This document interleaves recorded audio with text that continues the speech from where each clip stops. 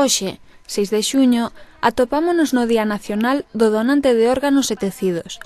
A Asociación de Enfermos Renais de Lugo, Alcer, celebra este día con varias actividades. Entre elas se atopa a colocación dunha mesa informativa na Praza Santa Ana, en Chantada.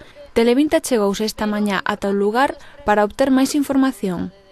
Pois son socia de Alcer, Alcer Lugo, que é unha asociación contra a loita de enfermidades renais. Entre a Federación Alcer e a Organización Nacional de Transplantes pois celebran este día. Un pouco o lema deste ano que está aquí promocionando un pouco Vicente del Bosque, que somos os primeiros, ¿no?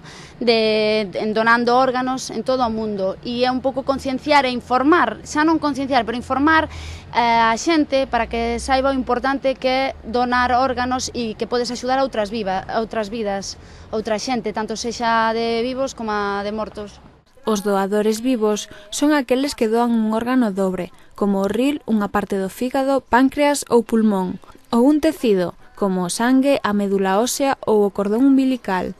No caso da doazón en vida, os transplantados son case sempre familiares directos dos doadores.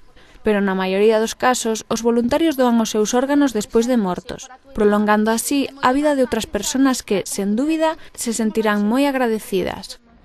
Sí, teño varias experiencias cercanas. A máis cercana pois é o meu pai, que recentemente foi trasplantado dunha persoa morta. Sempre van millor cando é dunha persoa viva ou outra persoa viva, pero eu xa era socia de Alcer e estaba concienciada con este tema, era donante de órganos xa antes de estar afectada personalmente por este tema do meu pai. Unha vez que unha persoa decide ser doante, deberá darlle a coñecer este desexo á súa familia, pois serán eles os que teñan a última palabra.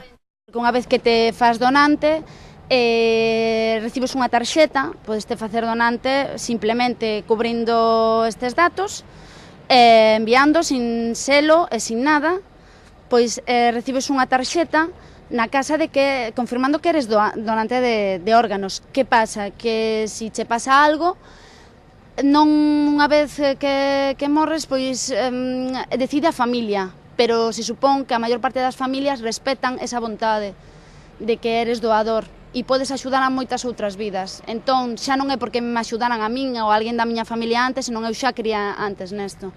E espero poder axudar a alguén, porque unha vez morta, pois non me sirve nada. Ou se pudera de viva, incluso, pois, por exemplo, doar un riñón, un ril, pois sin ningún problema. Alguén, sempre se pensa alguén da familia, pero pode ser alguén externo tamén. Por último, quixemos saber a acollida que este proxecto estaba a ter en Chantada. Pois por agora, a verdade, máis do que pensaría, porque chegas aquí, é a primeira vez que creo que se fai en Chantada, e dices tú, pois ao mellor non paran, pero entre que algúns reclamas a alguna xente e outros que paran, e que hai moita xente que parece que non, pero ou controla do tema ou que sí que está afectada directa ou indirectamente. Entonces sí que repartín bastante información por agora.